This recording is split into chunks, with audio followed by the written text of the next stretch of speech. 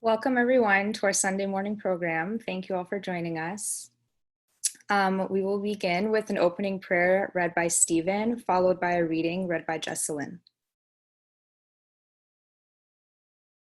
Opening prayer. Lauded be thy name, O Lord my God. Darkness hath fallen upon every land, and the forces of mischief have encompassed all the nations. Through them, however, I perceive the splendors of thy wisdom and discern the brightness of the light of thy providence. They are shut out as by a veil from thee, have imagined that they have the power to put out thy light, and to quench thy fire, and to still the winds of thy grace. Nay, and to this thy might beareth me witness. Had not every tribulation been made the bearer of thy wisdom, and every ordeal the vehicle of thy providence, no one would have dared oppose us, though the powers of earth and heaven were to be leagued against us. Were I to unravel the wondrous mysteries of thy wisdom, which are laid bare before me, the reins of thine enemy would be cleft asunder. Glorified be thou, then, O my God. I beseech thee by thy most great name, to assemble them that love thee around the law that streameth from the good pleasure of thy will, and to send down upon them what will assure their hearts. Potent art thou to do what pleases thee. Thou art verily the help in peril, the self-subsisting. Bahá'í.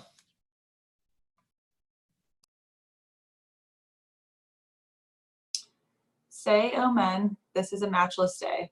Matchless must likewise be the tongue that celebrateth the praise of the desire of all nations, and matchless the deed that aspireth to be acceptable in his sight.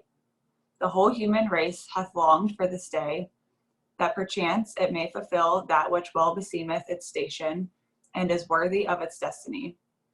Blessed is the man whom the affairs of the world have failed to deter from recognizing him who is the Lord of all things. So blind hath become the human heart that neither the disruption of the city, nor the reduction of the mountain in dust, nor even the cleaving of the heart can shake off its torpor. The illusions made in the scriptures have been unfolded, and the signs recorded therein have been revealed, and the prophetic cry is continually being raised. And yet all, except such as God was pleased to guide, are bewildered in the drunkenness of their heedlessness. Witness how the world is being afflicted with a fresh calamity every day. Its tribulation is continually deepening. From the moment the Surrey race was revealed until the present day, neither hath the world been tranquilized, nor have the hearts of its peoples been at rest. At one time it hath been agitated by contentions and disputes. At another it hath been convulsed by wars, and fallen a victim to inveterate diseases. Its sickness is approaching the stage of utter hopelessness, inasmuch as the true physician is debarred from administering the remedy, whilst unskilled practitioners are regarded with favor and are accorded full freedom to act. The dust of sedition hath clouded the hearts of men and blinded their eyes. Ere long, they will perceive the consequences of what their hands have brought in the day of God. Thus warneth you he who is the all-informed, as bidden by one who is the most powerful, the Almighty. Bahá'í.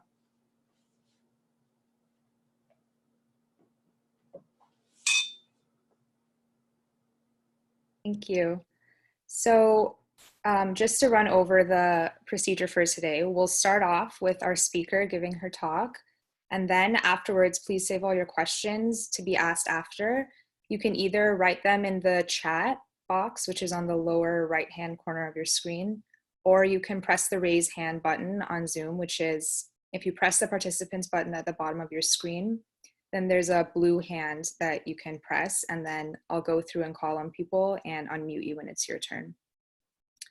So this week, our speaker is Dr. Roya Akhavan, and her topic is Reasons for Hope. Dr. Roya Akhavan currently serves as Professor and Director of Graduate Studies at the Department of Mass Communication, St. Cloud State University.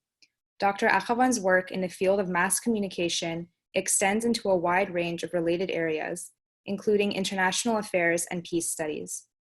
Her most recent work is a book entitled Peace for Our Planet, A New Approach, published in 2017. Dr. Akhavan is a frequent presenter at national and international forums and radio and television programs. She has lived and worked in 4 different cultures: Persian, American, Japanese, and Chinese. Please join me in welcoming her. Thank you so much for your kind introduction, and hello everyone. Thank you so much for being here. We are gathered on this Zoom meeting today at a time when the entire world is going through a major crisis. And partly as a result of this crisis, the shortcomings of the outworn mindsets and systems in our world are coming into fuller view.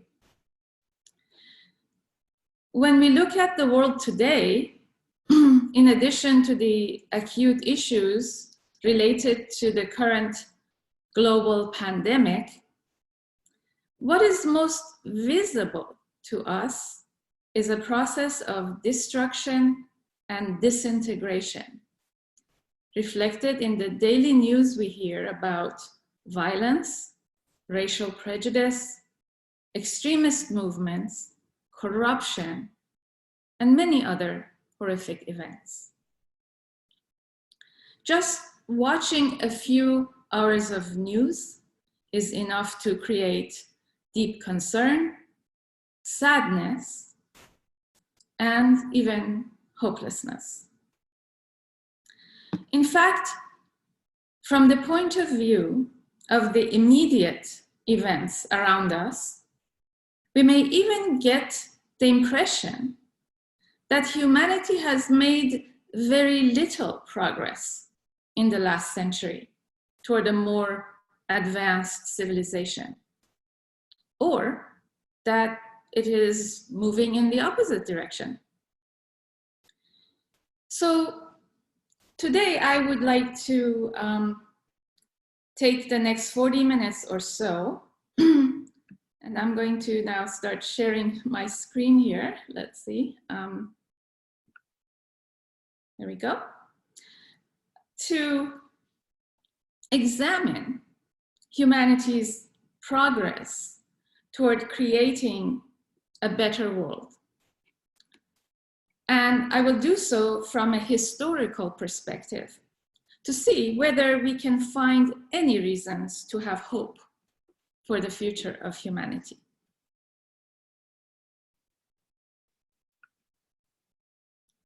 Sorry. Okay.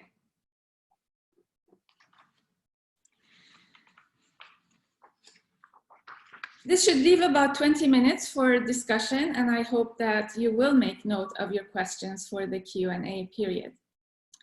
So, in my search to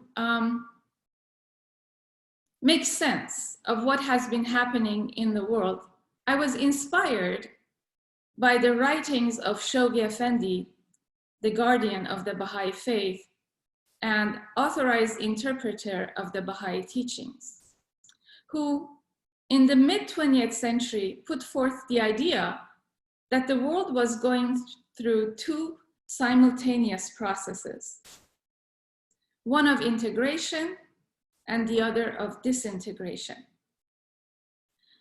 Inspired by this concept, I set out to try to learn in concrete terms what these constructive and destructive processes have actually looked like and how they might have interacted with each other during the last 200 years. In very broad terms, the data I have gathered indicate 2 important things, which you see on this slide. The first thing is that since the middle of the 19th century, we have been witness to major transformations in both the scientific and social realms. And also, importantly, since the mid-19th century, the course of history has not been linear, but rather so to elaborate on that, we cannot describe the forward movement of history as 2 steps forward and 1 step back, or a zigzag, or even a spiral that goes up and down and just moves forward incrementally with each cycle. Rather, a bifurcation happened in the 19th century with 2 separate processes starting to move parallel to each other. One constructive and integrative, and the other destructive and disintegrative, each on its own plane. So I have structured my talk to give just a few examples of this historical transformation and the interaction of these 2 parallel processes in the 19th, 20th, and 21st centuries first, and then look for reasons for hope. In brief outline, each of these centuries have had certain characteristics. So the 19th century, as I already briefly mentioned, was the starting point for unprecedented transformations in the life of humanity as a result of discoveries of both new scientific and spiritual laws, and the birth of a new, separate, and independent constructive process that has since been moving forward in the world unhindered and on its own plane. Every line in the charts that we have available that depict both technological and social change began to rise exponentially in the mid-19th century. For example, this slide depicts the rise in technological innovations in the United States. The number of patents registered in the US started an exponential climb in 1850, as you can see here. And just to share one example from the social realm, the 19th century also saw an exponential rise in the number of laws enacted against slavery.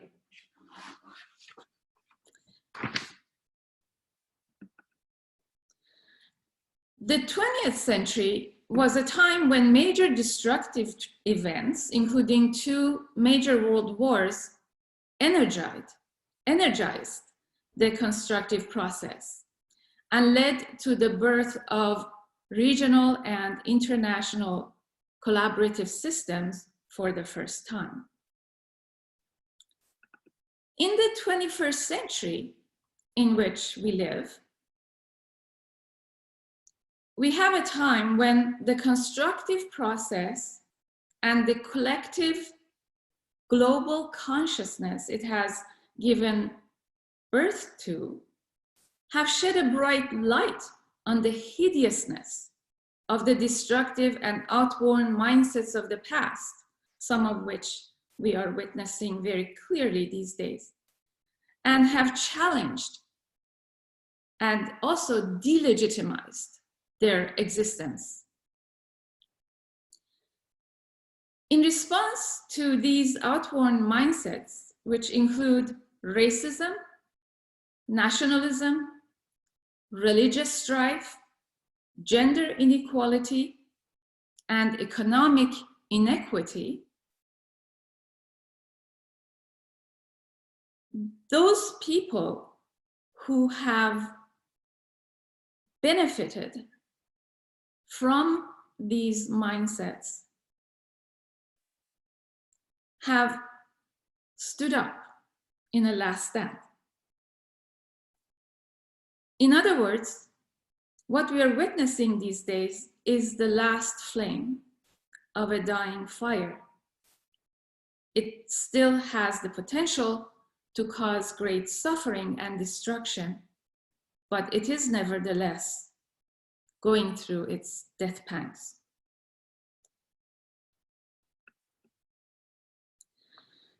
So now let's take a look at some concrete historical evidence for these statements that I've just made.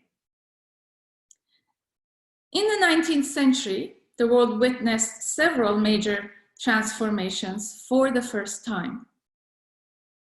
The abolition of slavery in the UK and the United States, which was a very important step in the history of humanity in the right direction. The first time that the idea of equality of rights for women left the realm of philosophical discussion and entered the realm of social action was also in the 19th century. For example, in July of 1848 at the Seneca Falls Conference, which was a gathering in the US organized by Elizabeth Cady Stanton and her compatriots to issue the first formal declaration of sentiments about the rights of women. The first Parliament of World Religions was held in Chicago in 1893 and represented 6 different faith traditions. This was the first time in history that the idea of an international multi-faith collaboration to find common ground was formally introduced at an international interfaith forum. Incidentally, this was also the first time the Baha'i faith was publicly discussed in the United States.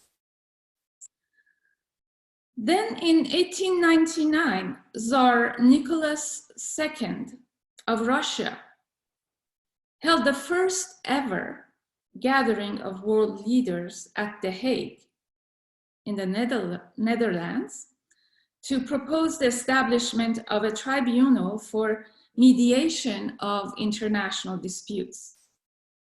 This event, again, represented the first time in history that the idea of peaceful settlement of international disputes based on international law was introduced into the arena of international affairs, which until that point only recognized war as a means of settling international disputes. Then we get to the 20th century. Of course, the first half of the 20th century was among the bloodiest periods in recent human history, with 2 major world wars wreaking unspeakable havoc across a few continents, especially in Europe. Following the horrors of the First World War, the League of Nations was formed in 1920. Although the League represented only 20 nations and fell apart after 2 years, it represented a major step forward toward international collaboration. Then the Second World War happened, and the unspeakable destruction it caused once again awakened the countries of the world to the need for a comprehensive system of international collaboration based on collective security and the rule of international law. This led to the establishment of the United Nations in, of course, 1945, and the birth of the World Court as part of the UN shortly after that. The Universal Declaration of Human Rights was ratified in 1948.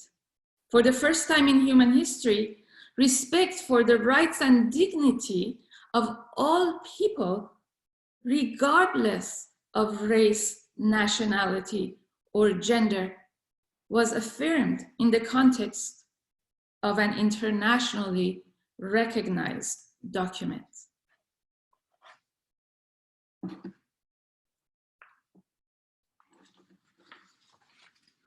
The 20th century was also a time when the world put an end to colonialization. The decolonialization process started in 1945, and by the 1960s, most of the colonies had gained political independence. The world also witnessed the peaceful rise of China after the death of Mao and coming to power of Deng Xiaoping in 1978, and China's integration into the world economic system. Perhaps most importantly, the continent that had given the world two of its bloodiest wars came together, first in an economic community, and then it formed a union with no border checkpoints and a common currency. And of course, that is the continent of Europe. The borders between these countries are now marked simply by a welcome sign.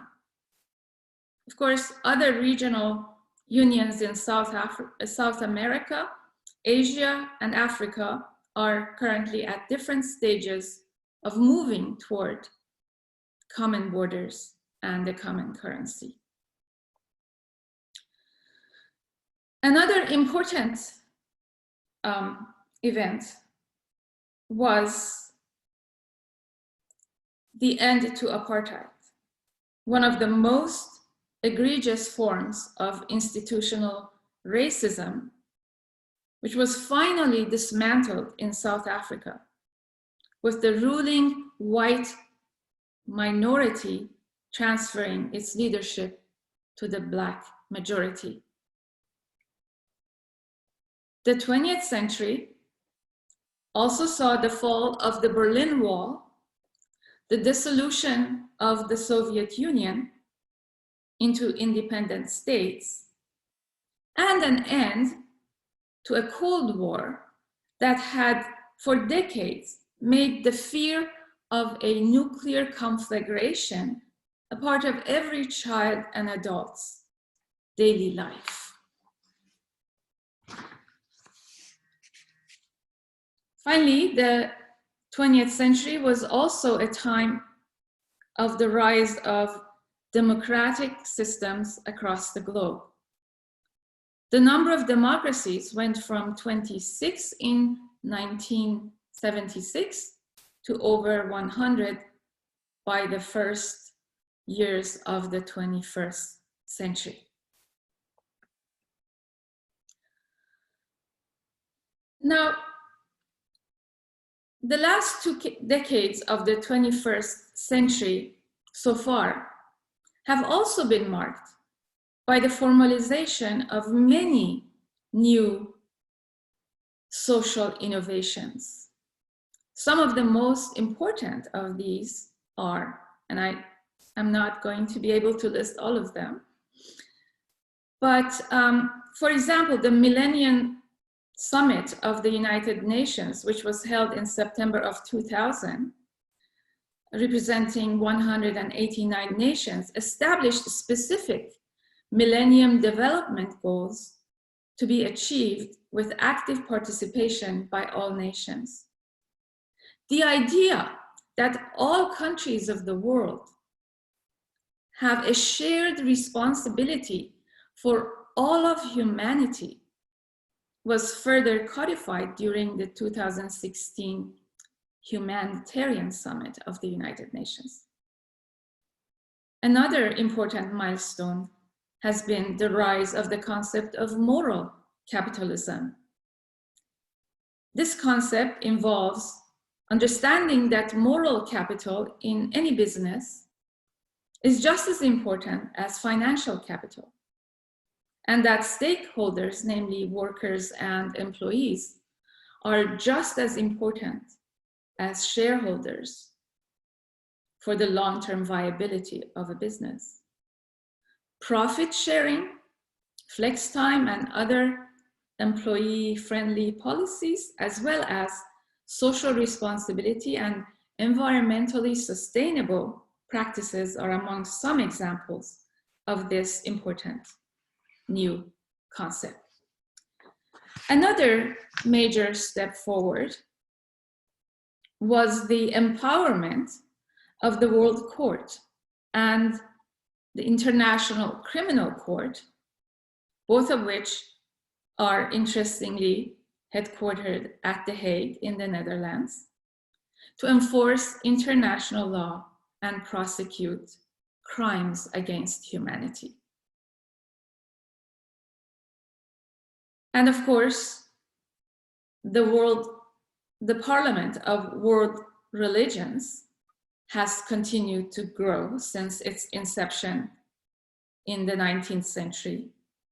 And the most recent parliament, held in 2018 in Toronto, featured representatives from 50 faith traditions from over 80 countries. The Paris Climate Accord was another important milestone, with 196 nations, which is all sovereign nations of the world, as signatories. I'm aware that the US is no longer a signatory, but I sincerely believe this is temporary. The rise, of course, of the millennial generation, which is probably one of the most important forces that is operating in the current century. The generation who considers itself or as globally connected and socially conscious. And research has shown that a vast majority of millennials consider themselves as world citizens. And this generation also has enormous impact on both business and communication practices. They demand social responsibility and ecological sustainability from businesses and other entities in society. And of course, we're also seeing another new phenomenon, which is some billionaires in the world arising to commit half of their wealth to the betterment of the world.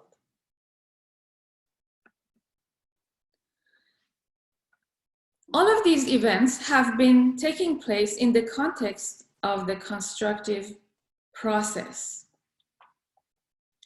And as they have taken place, a gradual but momentous change has also taken place in the global collective consciousness. Racism, nationalism, religious strife, gender inequality, and extremes of wealth and poverty, which had defined human life for millennia as legitimate and defensible, have now been delegitimized. They continue to exist, that is for sure, but they can no longer be defended. Subsequently, those groups that were privileged on the basis of these outworn mindsets now stand to lose their privileges in the face of this growing constructive global consciousness, and, as I already briefly mentioned, are taking a last stand. They're putting up a fight in the hopes of returning to their utopia of the past. For example, ISIS with its dreams of re-establishing caliphates all around the world, or the Brexit movement with its vision of re-establishing British sovereignty or even supremacy. And of course, the so-called populist movements, many of which are white supremacist movements that are propagating in Western countries. These are just some of the examples. If we look closely, we will also see how the last stand of these outworn and delegitimized mindsets is actually doing a couple of things. It is energizing the constructive collective consciousness in the midst of the turmoil that it is creating. And it is also contributing to a growing awareness of oneness of humanity, the need to eliminate all forms of prejudice, to achieve gender equality, find common ground in religious teachings, and mitigate the extremes of wealth and poverty.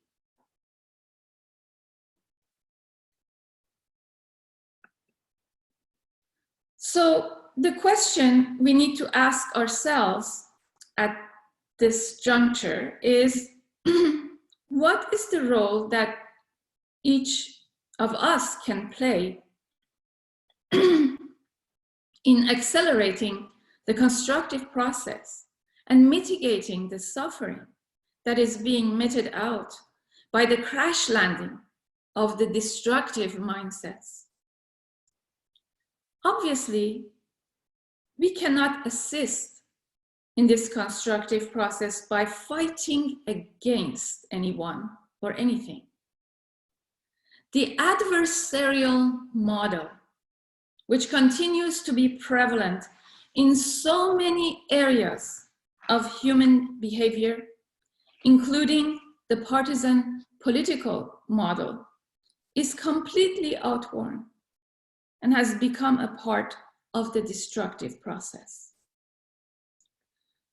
What we need to do is not to fight against the destructive mindsets that are collapsing on their own, but to focus our energies on building model communities that reflect the constructive principles of oneness of humanity, equality, justice, and peace. In doing this work, we have a few very important sources and reasons for great hope.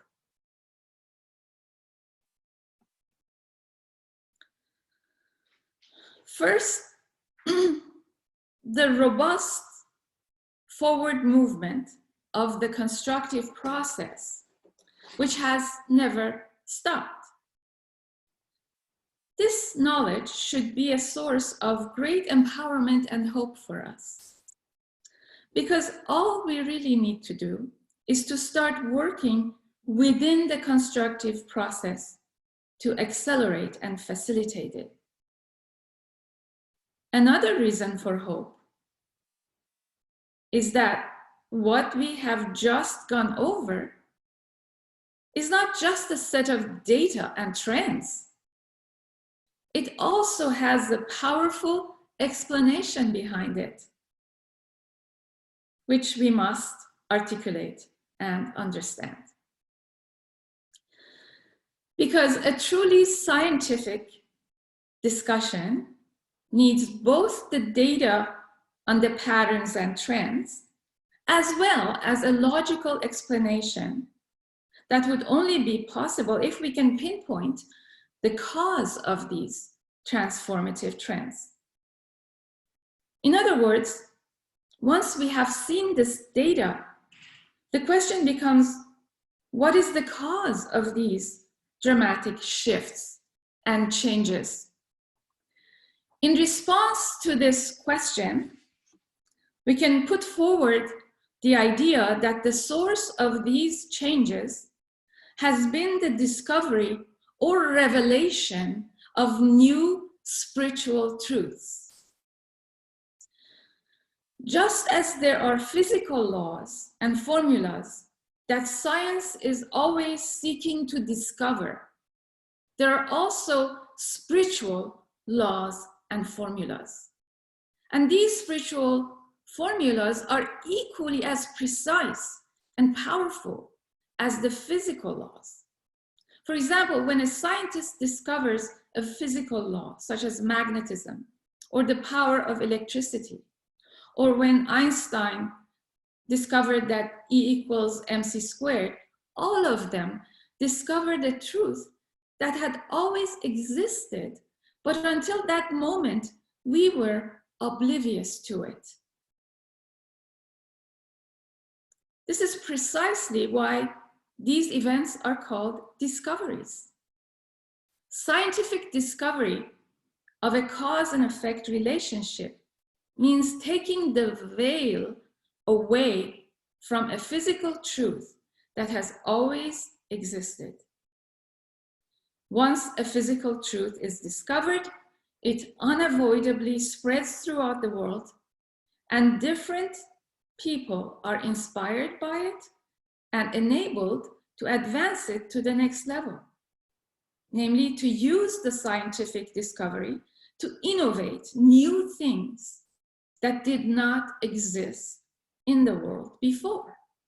In other words, the discovery of new truths is always followed by new inventions based on that discovery.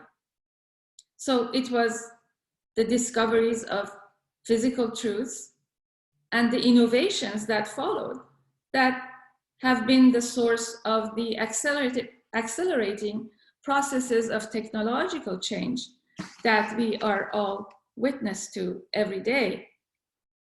In the same way, the 19th century saw the discovery of major spiritual truths that humanity was previously oblivious to. Just like the scientific discoveries of physical truths, these spiritual truths had always existed, but until the veil was removed from them, humanity was not aware of them. Not long after the transmission of the first telegraphic message and the birth of the global village, on May 23rd, 1844, Baha'u'llah, the prophet founder of the Bahá'í Faith, announced these unprecedented new spiritual truths to the world of humanity. These are quotes from the Baha'i writings. The earth is but one country and mankind, its citizens. Ye are the fruits of one tree and the leaves of one branch. This is the ageless faith of God.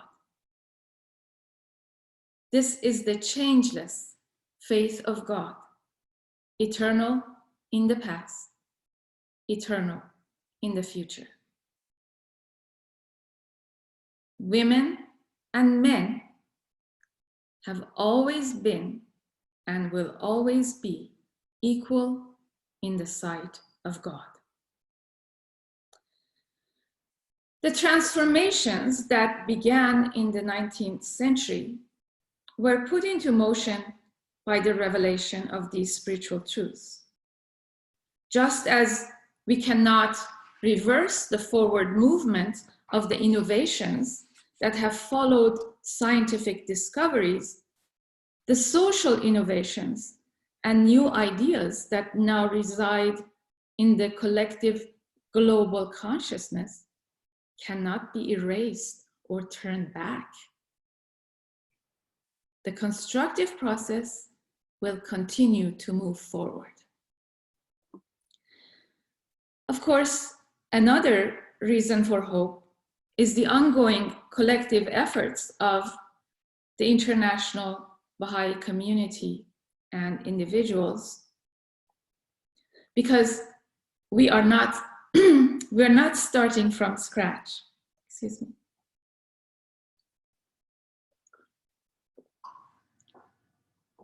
The pattern is already set, and a culture of learning and growth has already been created in communities all over the planet.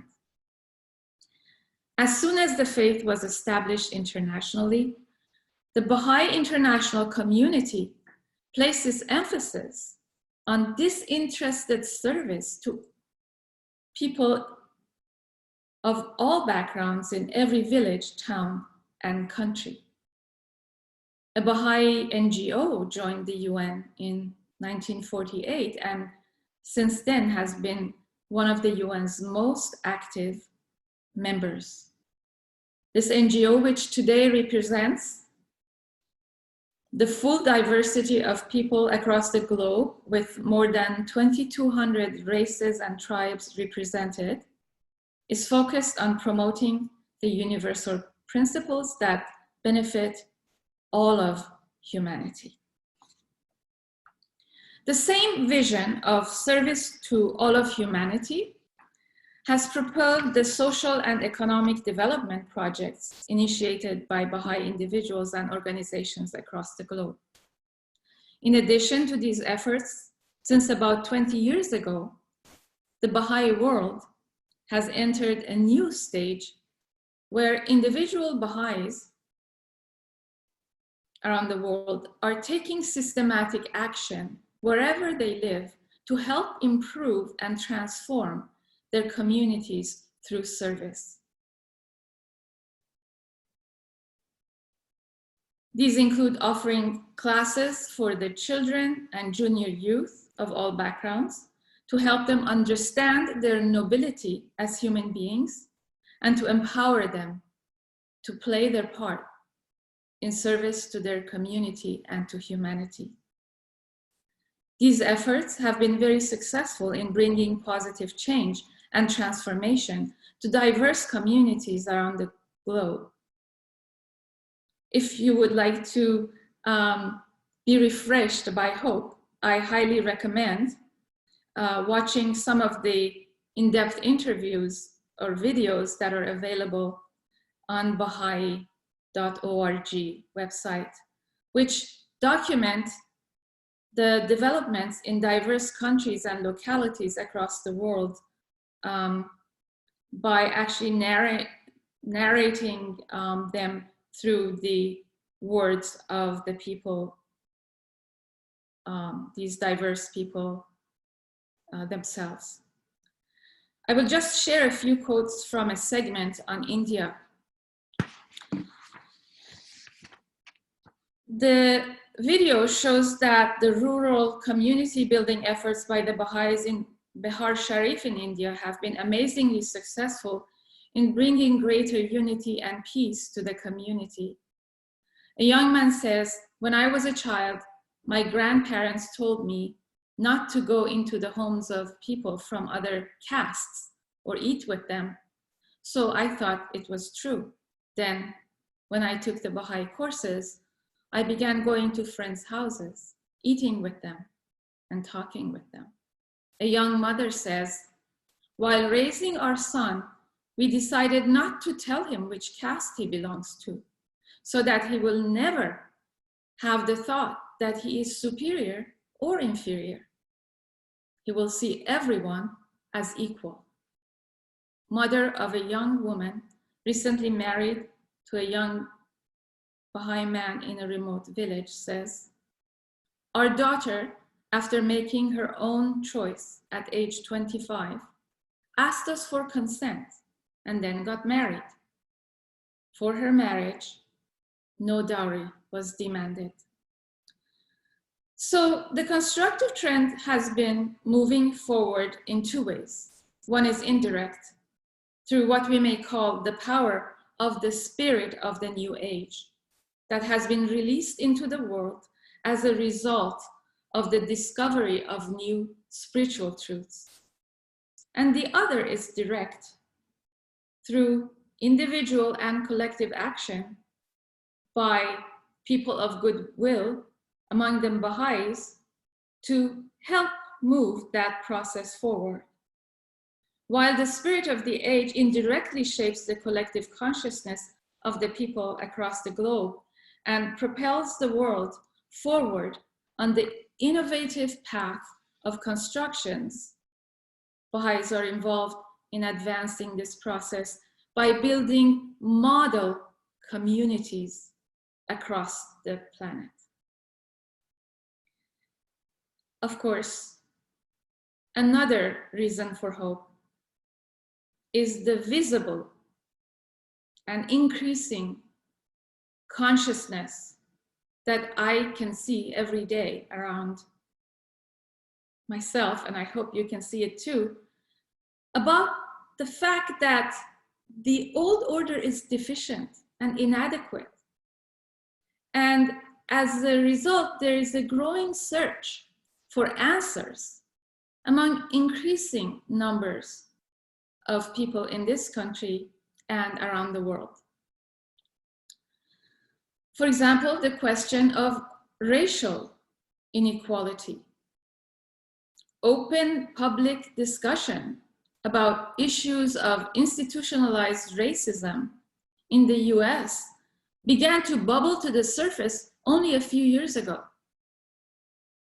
Today, we are seeing increasing awareness of this deep-seated issue among a growing number of people and a desire to take action to mitigate its devastating effects. All of these conversations provide an opportunity for us to engage in compassionate and meaningful discourses with our friends and coworkers about the principle of oneness of humanity, as we also work on internalizing and acting according to this principle in all aspects of our own life.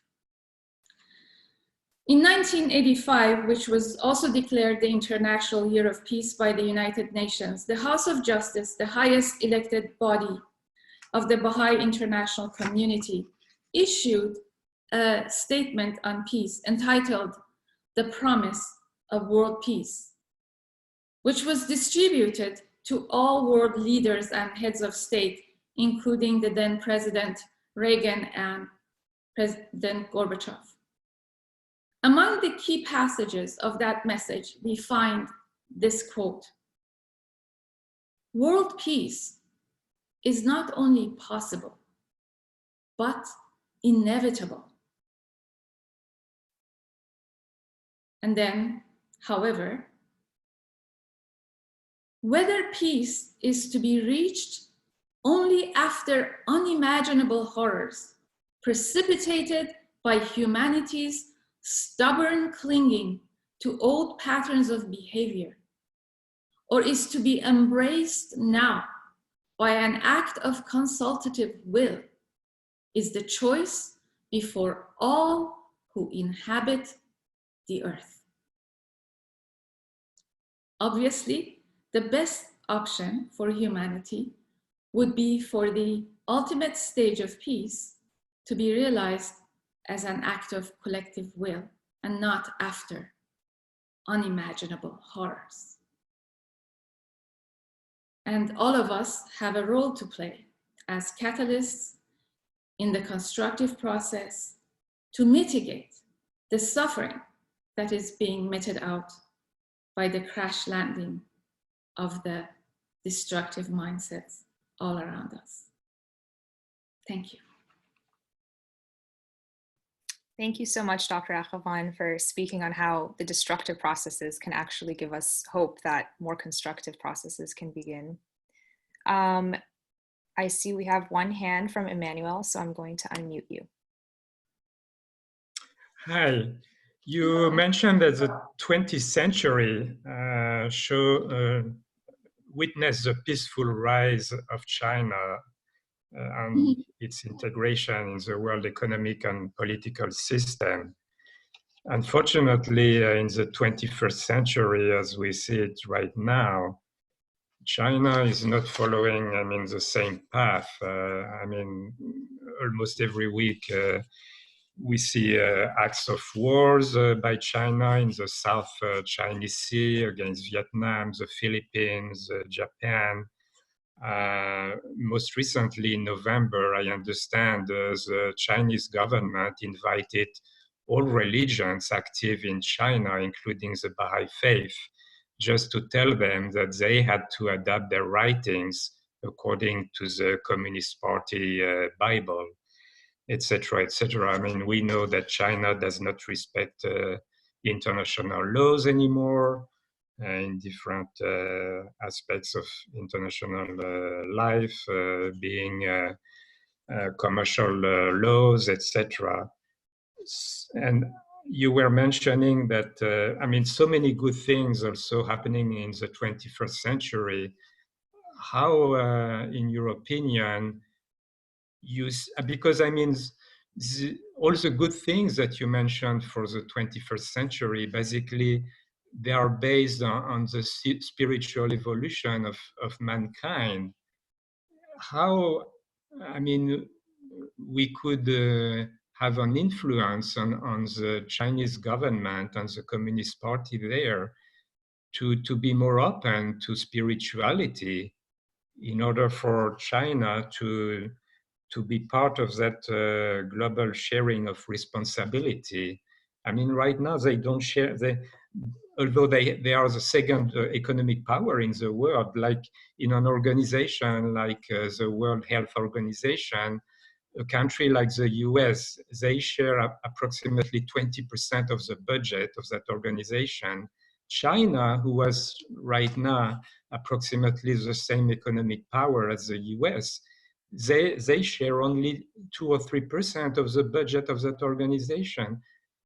How I think we I understand what your question is getting at, so if you would allow me to respond.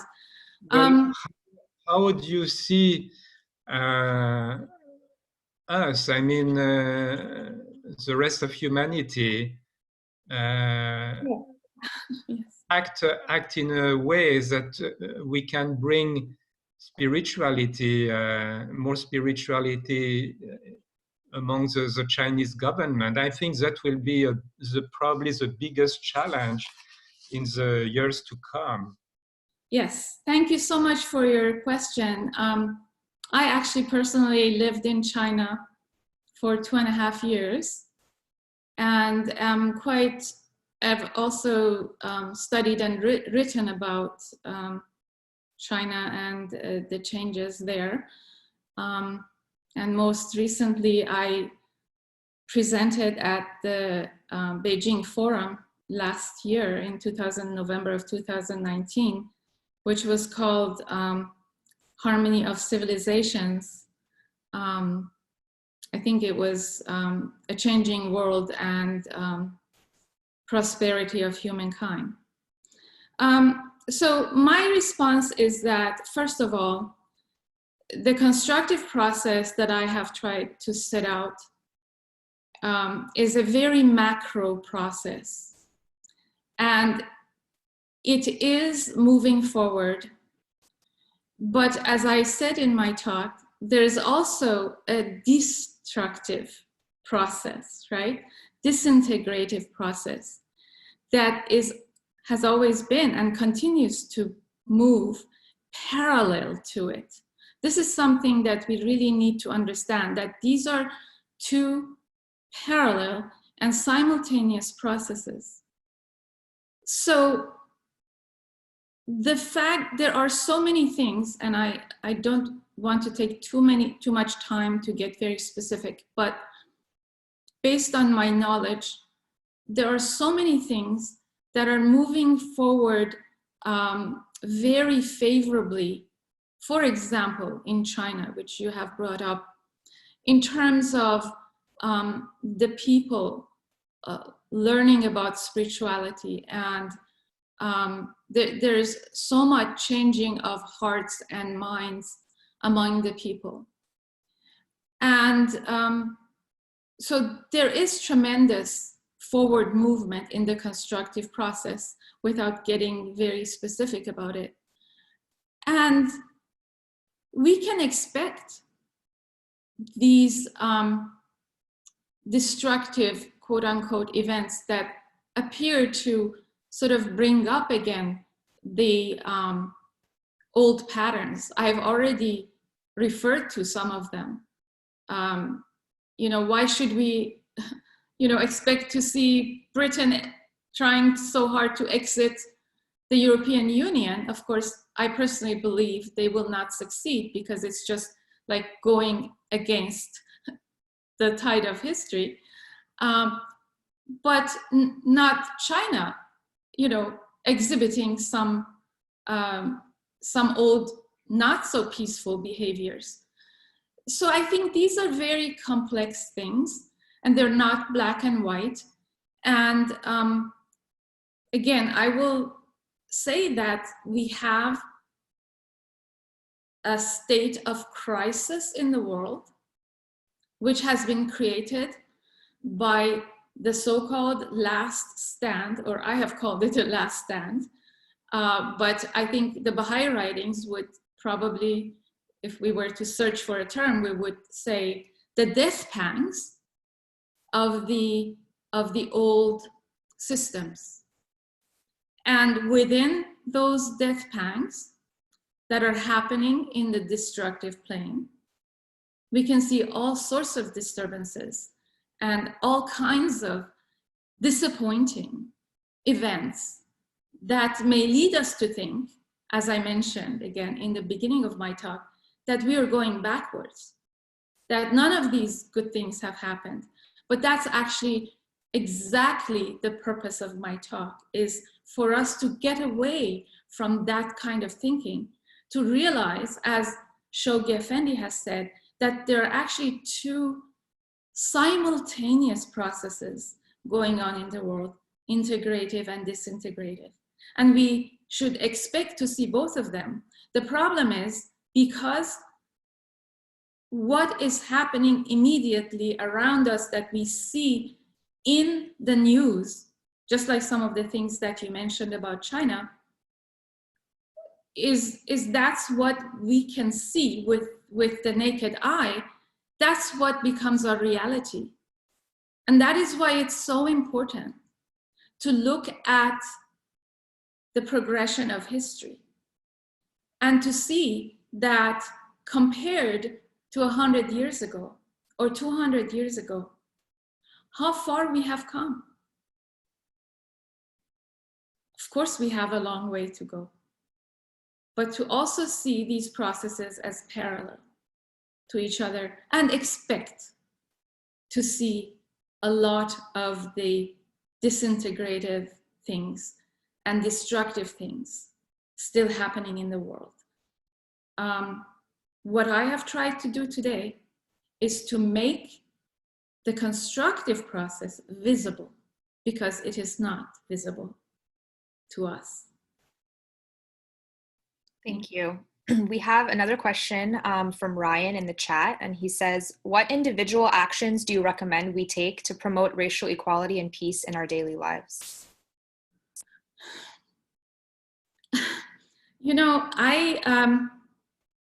There are very, very concrete things that people are providing. For example, I shared something on my Facebook page that I saw. It's called 75 Things That White People Can Do, to address racism. It's a very detailed list. So there are many, many actions, and we have no shortage of recommendations and out there. But I think even in that list, when I looked at it, several of the items really focused on education, about educating ourselves, about understanding more about other people and their conditions and the root causes of the problems that they are facing. And then we also have to develop the empathy so that we can actually engage with people and be helpful. And I think from the Baha'i point of view, the most important part of this is to truly internalize the fact that humanity is one. We may know this intellectually, but that's one thing. To truly internalize the oneness of humanity, to embrace people of all races and backgrounds as equal is another. And I think that's the most important starting point. So the actions we can take, we have to make sure we expand the circle of our friends. We have to make sure as parents, we do not teach our children racism, because there are a lot of things that we may not even realize that we are doing. We have to have an active conversation with our young people about these issues so that they can become clear that humanity is one and injustice is not, cannot stand. That as Baha'u'llah has said, speaking, relaying the words of God to us, the best beloved of all things in my sight is justice.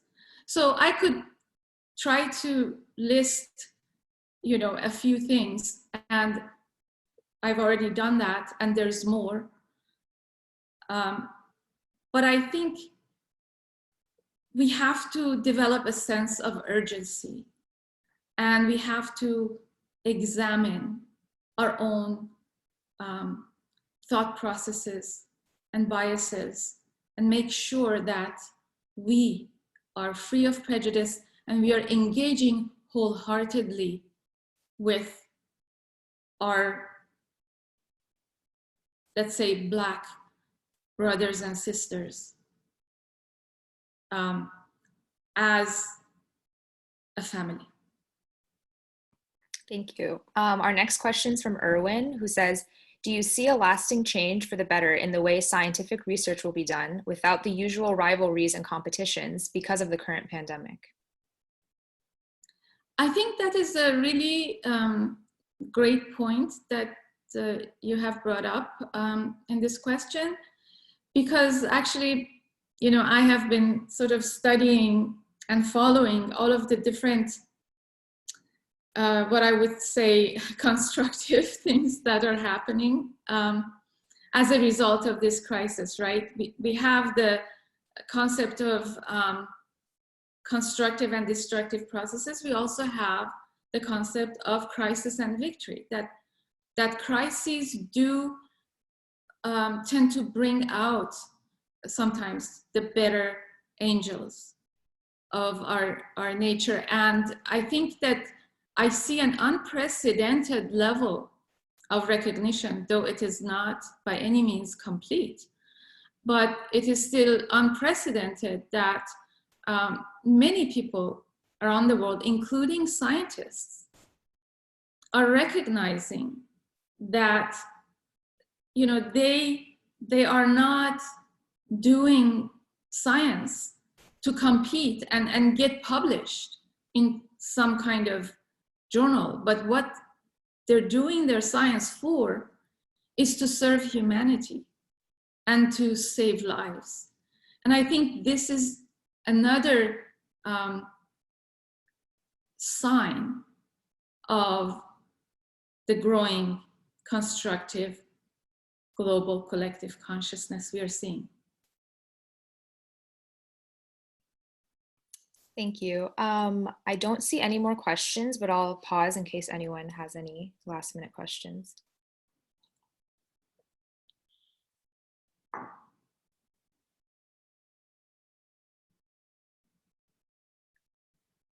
I see a question from someone, so I'm going to go ahead and try to unmute her.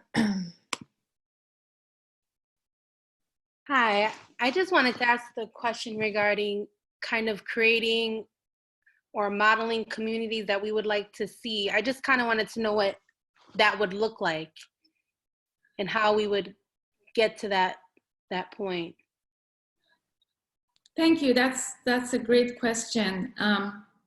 Yes, so basically that is the recipe that the Baha'i world is really following, is that we are trying to develop communities that, first of all, include the full diversity of humanity.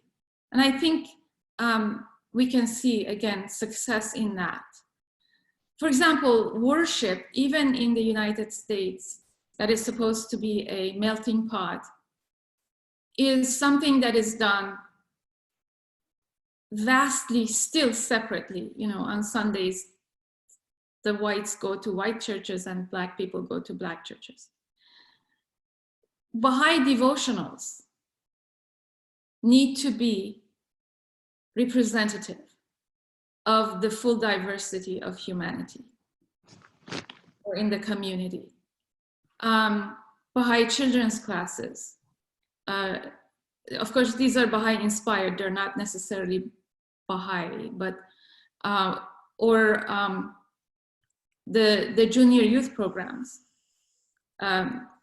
These are really important vehicles of community building, and they are, in fact, representing the diversity of humanity. Then, once we gather people of diverse backgrounds in the same spaces to worship, to study, to work together, to consult with each other, we then have to make sure that we are engaging with each other lovingly and with respect and listening to each other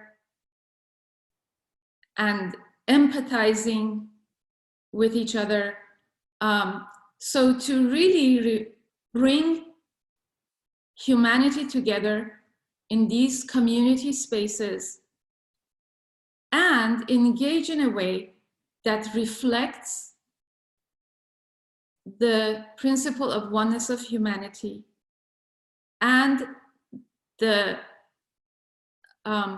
desire and the longing that we have to see justice, to see compassion, and to see a heart-to-heart sharing of views and true consultation and true communication. Because if there is any sense of adversarialism, there will be no true communication ever.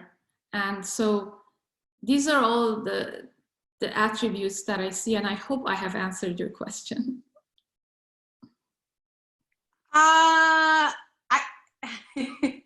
A little bit. I guess I'm just wondering,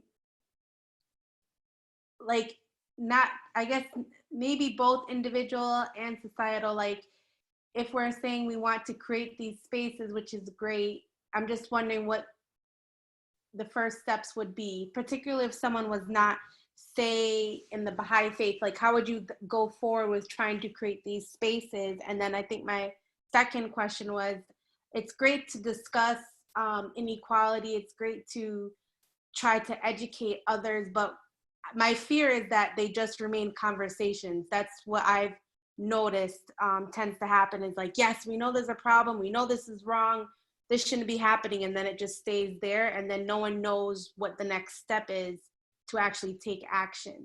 So maybe that's more of my question. How exactly do we take action so that whether it be justice is served or we try to, you know, encourage eliminating many of the isms in society? That's probably a very deep question. Yeah, and it's a wonderful question, and it's one that we all grapple with, because you know, the things that I mentioned are actually action steps, right? So let's say that we are going to have a gathering. We need to make sure that we have diversity.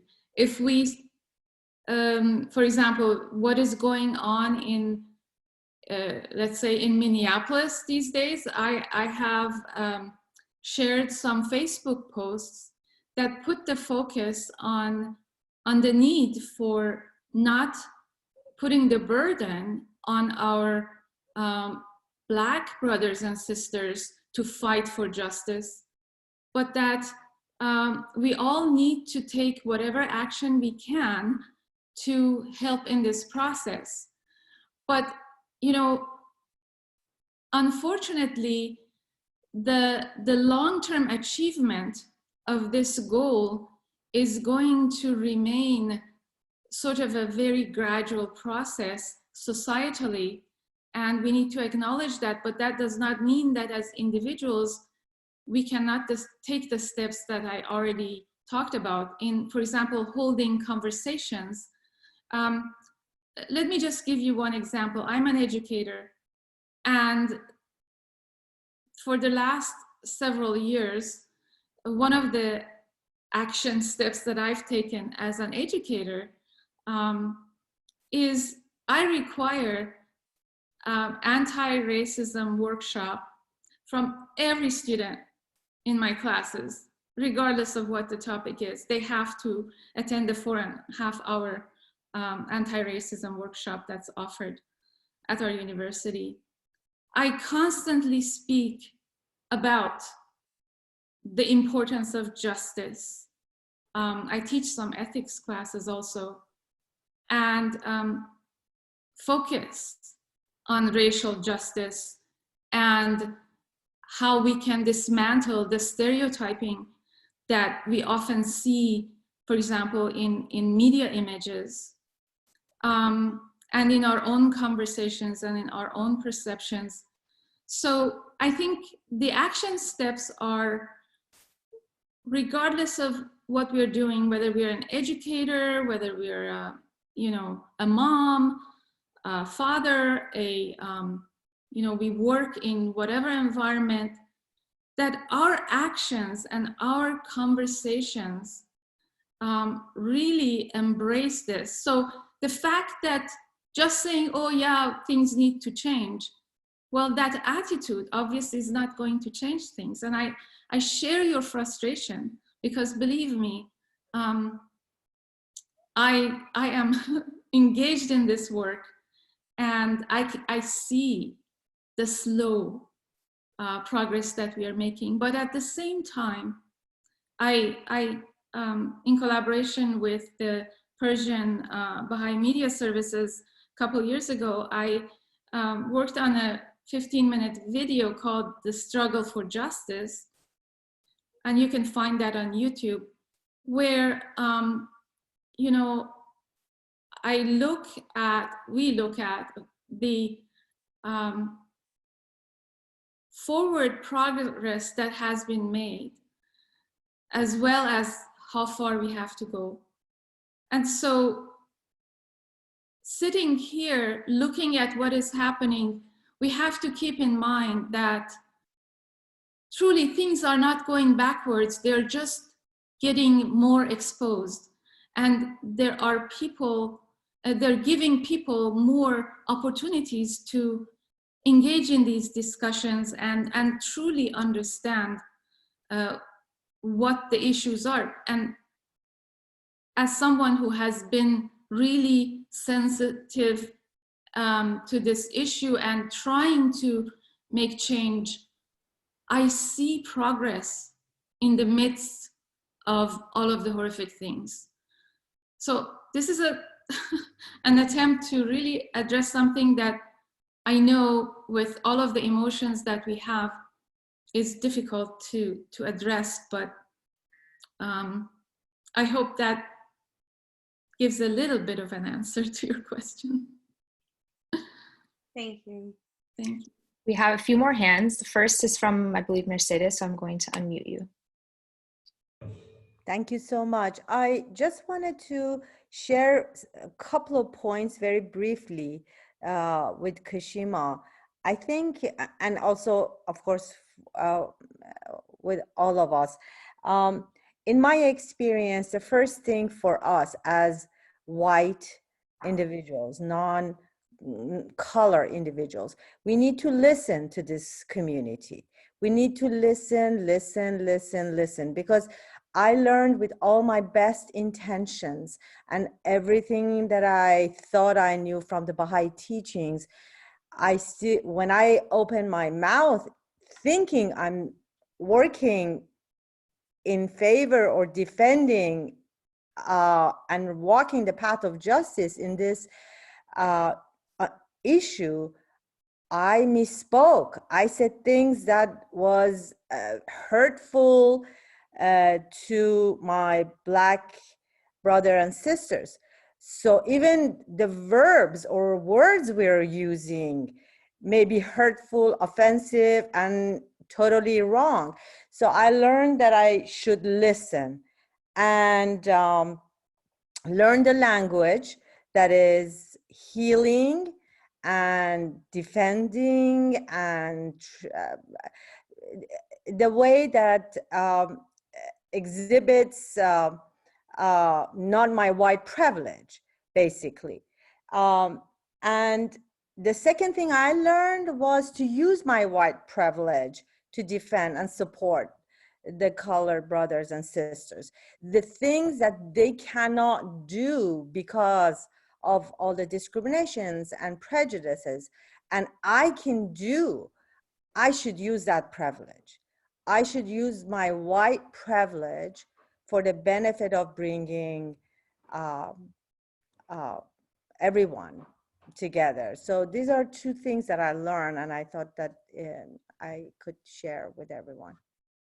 Excellent, excellent. Thank you so much. Yes, listening, learning the language, and using our privilege. Yes, thank you. Next, we have a question from Ricardo. Hi, good morning, everyone. So kind of going off of the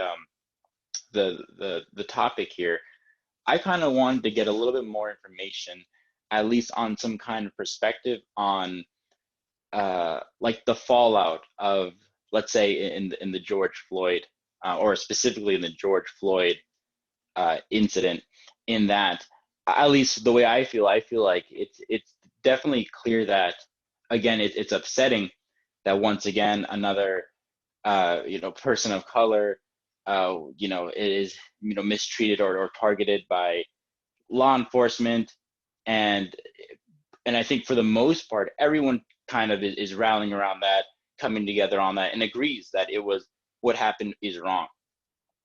But I think a lot of where the current disagreement is happening is in the actions of the people. You kind of see both ways of, on one hand, people are upset, and they should be, because this seems to happen more and more, and what changes are really made, and on the other hand, well, people don't, these protests don't need to become violent or cause destruction. So I kind of wanted to see, how do we find that, happy medium, not happy medium, but like, where is that balance kind of in all this? How do we know, what's kind of the barometer of, well, at some point you have to, if things keep happening and they don't seem to be changing, you have to, take action. But at the same time, you also want to be, respectful towards, people and things and society and organizations. So where's that balance coming from? Yeah, that is a really, really important question. So what comes to my mind are a couple of things. One is that all of the leaders in history who have successfully navigated that path, although in some way they have also had to make great sacrifices, have been people like Martin Luther King, Gandhi, Nelson Mandela, people who have truly had to lead major movements, and they've tried to do it peacefully. I think that they know something that's very important. At the same time, I think in in having respect and listening to what is going on, I think we also need to at least try to understand how a terrible boiling point can be reached. When the white people don't hold their part of the rules, right? So if you see that, for example, not all members of the police by any means, but there's still some members of the police force who are constantly even hunting down Black people.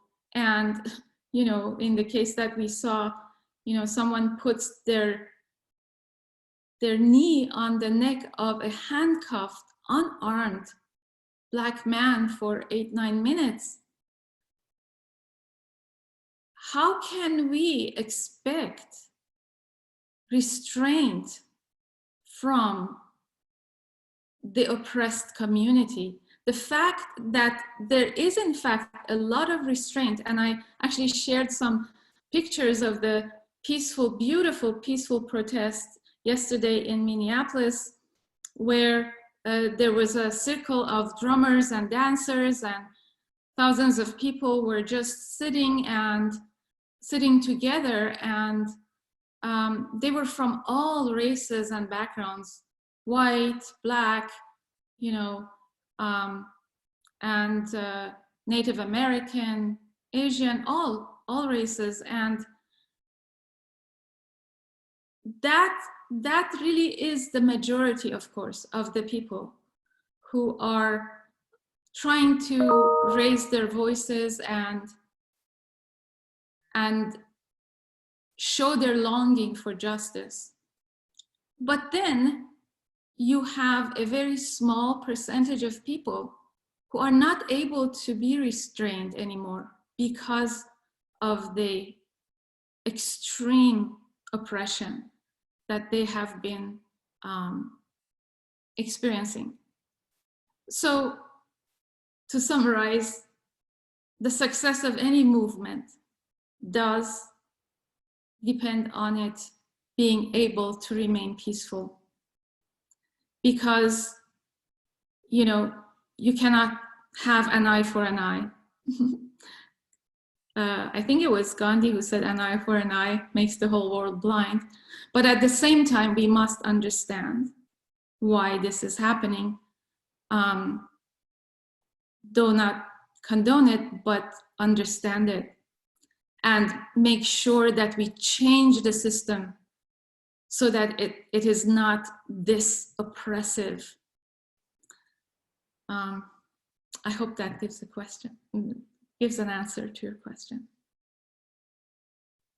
Thank you. I think we only have time for one more question. I think Emmanuel has another question, so this will be the final one. Let me unmute. Well, actually, it's not a question. It's maybe a response to Kashima and Ricardo, how we can avoid violence and how we can go beyond just, nice talks. And I believe there are so many organizations out there, really peaceful organizations acting within the laws, working, for the implementation of all those good principles that Roya was mentioning in her presentation. We should be more active in all those organizations. I think that's the key. And historically, it has been proven that those organizations, of course, it does not, it takes time, but they have been successful. But we have to be active. We have to do our part. Yes, thank you. Okay, well, thank you so much again to Dr. Akhavan and to everyone also for their insightful questions and comments. So next week, the speakers will be myself and my brother Bayan, and we will be speaking on racial prejudice, a blight on human progress. So more directly towards some of these latter questions. Now we're going to end with a closing prayer read by Bayan. Thou beloved of my heart and soul, I have no refuge save thee. I raise no voice at dawn save in thy commemoration and praise. Thy love encompasseth me, and thy grace is perfect. My hope is in thee. O God, give me a new life at every instant, and bestow upon me the breaths of the Holy Spirit at every moment, in order that I may remain steadfast in thy love, attain unto great felicity, perceive the manifest light, and be in the state of uttermost tranquility and submissiveness. Verily thou art the giver, the forgiver, the compassionate.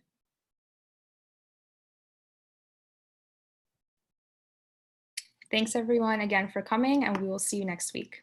Bye. Thank you so much. Bye-bye.